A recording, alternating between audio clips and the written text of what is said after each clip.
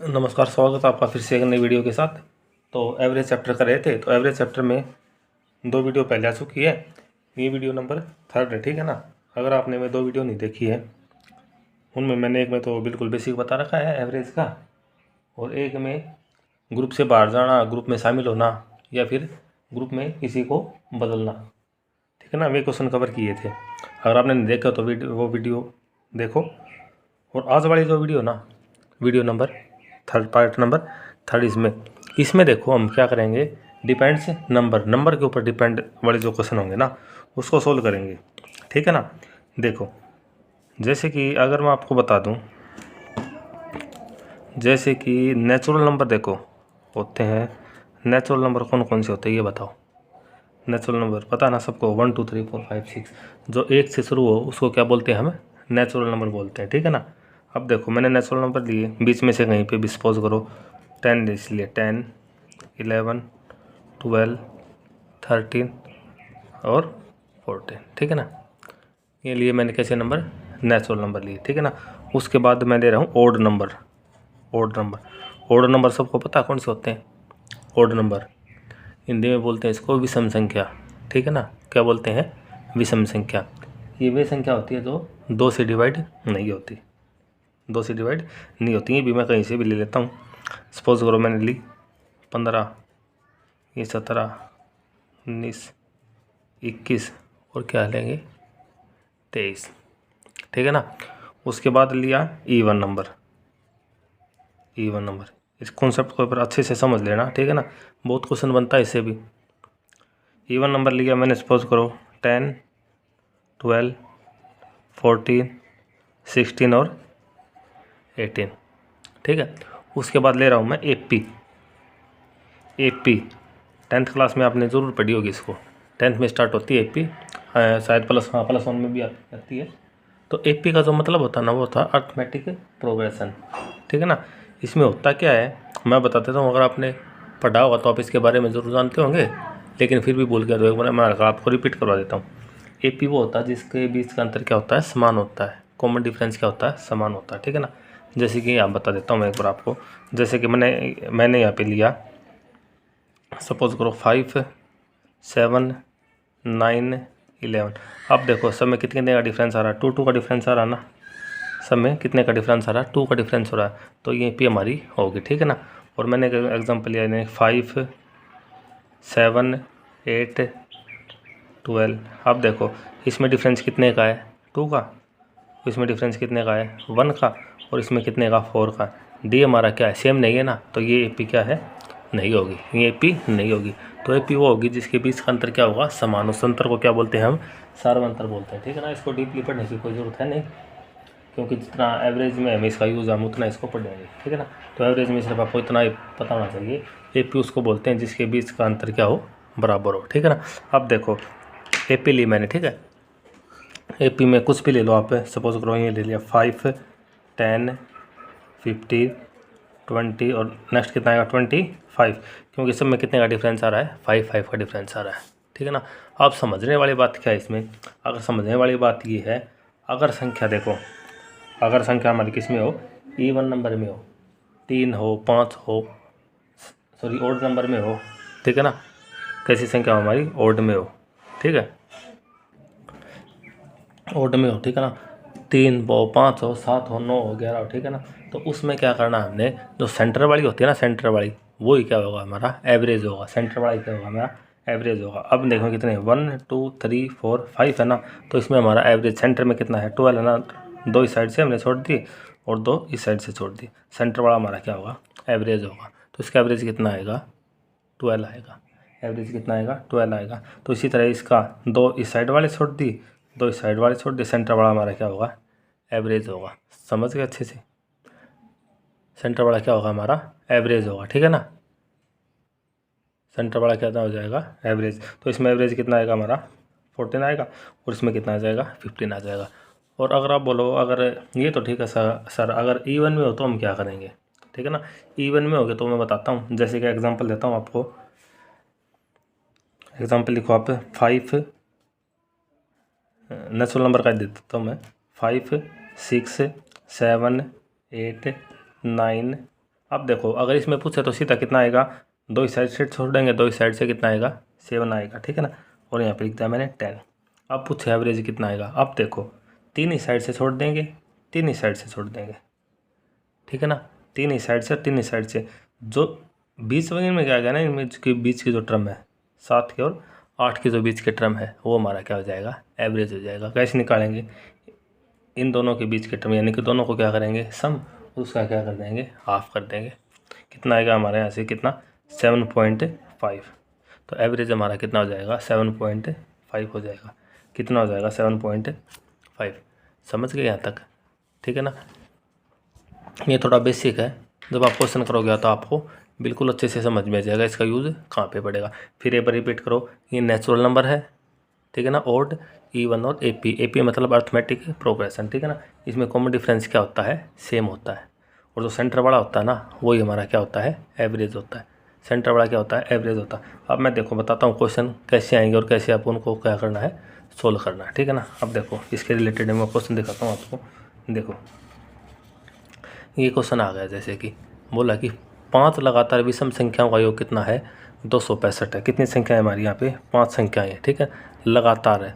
कैसी संख्याएं हैं, विषम संख्याएं, मतलब कि ओड नंबर है। कैसा है, ओड नंबर है। और उनका योग यानी कि उनका क्या है, सम कितना दे दिया हमको, 265 दे दिया। तो पूछ रहा कि छोटी तथा बड़ी संख्या का गुणनफल ज्ञात करो। सबसे छोटी संख्या और तथा सबसे बड़ी संख्या कि हमने क्या करनी है, गुणा करवानी, मल्टीप्लाई करवाना। अब देखो अगर आपको इसको x मान के करोगे, जैसे आपका बुक में सॉल्यूशन दे रखा है, और आप इसको वैसे करोगे तो हमने क्या मानना पड़ेगा, लेट फर्स्ट नंबर क्या मानना पड़ेगा x, और सेकंड इवन दे रखे हैं ना तो उसमें कितना ऐड करते जाएंगे, 2 ऐड करेंगे, ठीक है ना। वो हो जाएगी हमारी x+2, फिर हो जाएगी x+4, फिर x+6 और फिर x+8। सब का सम किसके, इसको लेंगे 265 के। सभी x को प्लस करना पड़ेगा। ऐसे अगर हम इसका सोल्यूशन निकालेंगे तो काफ़ी टाइम लग जाएगा, ठीक है ना। अब देखो जो मैंने आपको सिखाया ना अभी, उससे इसका सोल्यूशन कैसे करेंगे। अब देखो सबसे पहले आपको करना क्या है, कितनी संख्या है, 5 संख्या है ना, तो यहाँ पे लिखो 1 2 3 4 5। यहाँ तक आपको समझ में आ गया। आपको क्या कर देना है, 5 डैशेज लगा देने, ये 5 संख्या हो गई। अब ये बोला कि सब का योग कितना है, 265 है। योग कितना है 265, यानी कि सम कितना है 265। जो मैंने आपको पहली वीडियो करवाई थी ना एवरेज की, उसमें मैंने आपको बताया था कि औसत का मतलब होता है बराबर बराबर चीज़ों को बांटना, ठीक है ना। बराबर बराबर चीज़ों को बांटना ही क्या कहलाता है, एवरेज कहलाता है, औसत कहलाता है। अब आप देखो यहाँ पे जो योग है ना, सम कितना है 265 है, ठीक है ना, 265 है। और कितने लोगों में इसको डिस्ट्रीब्यूट करना है, हमने 5 में करना है, ठीक है ना। इक्वल इक्वल डिस्ट्रीब्यूट क्या कहलाता है, औसत कहलाता है। तो यहाँ से हम इसकी क्या निकाल लेंगे, औसत निकाल लेंगे। 265 को 5 से क्या कर देंगे, हमें डिवाइड कर देंगे, ठीक है ना। तो कर दो 265 को 5 से क्या करेंगे, डिवाइड कर दो। तो सीधा डिवाइड किया तो यहाँ पे हमारा कितना आ गया, ठीक है ना, 53 आएगा। कितना आएगा 53। इसका मतलब जो औसत हमारा कितना आएगा 53 आएगा। औसत कितना आएगा 53।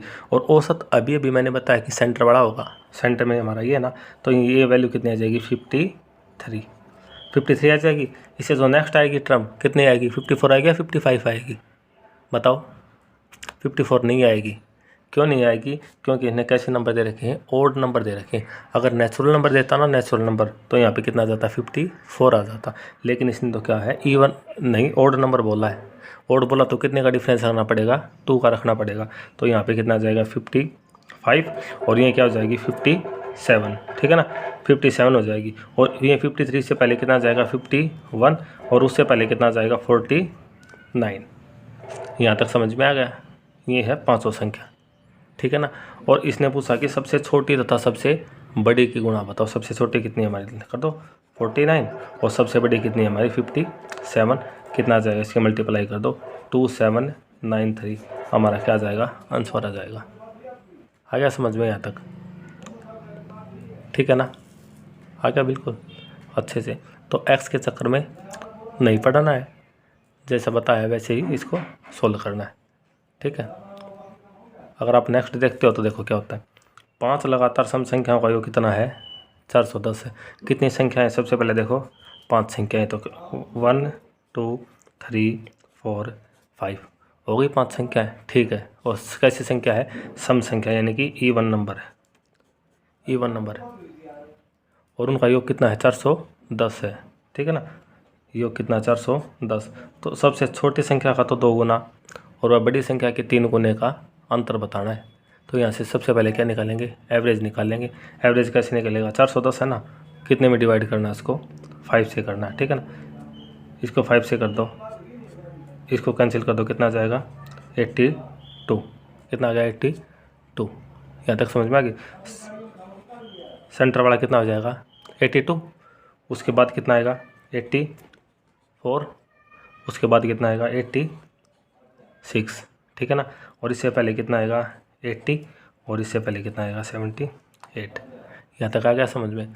अब देखो, क्योंकि 2 का डिफरेंस इसलिए लिया है, यहाँ पे भी कैसी संख्या दे रखी है?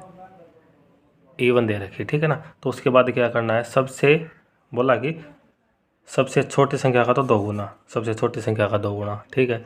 और सबसे बड़ी संख्या का 3 गुना, ठीक है ना। तो बड़ी संख्या है ये, तो इनका अंतर बताना, तो इसका 3 गुना कर देंगे।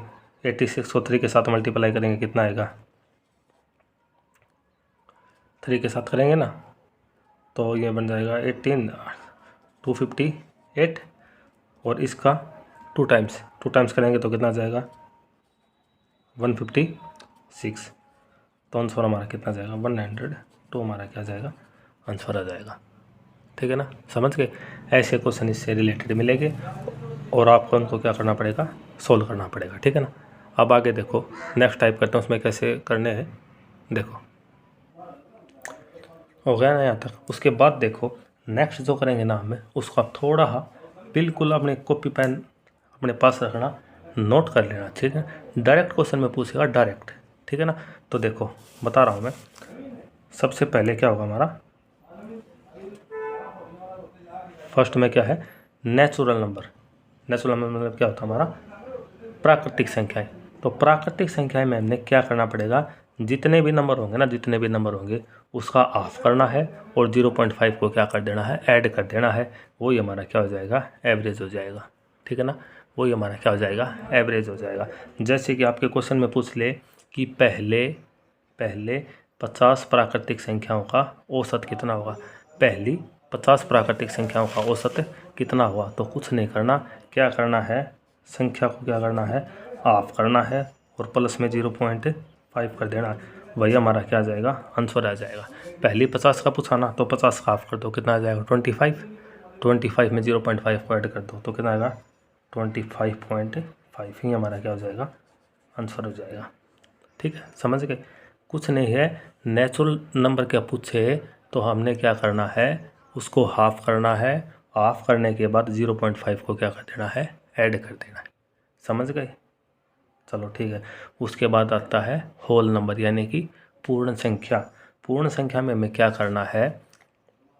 पूर्ण संख्या में अगर वो पूछे तो हमें क्या करना है?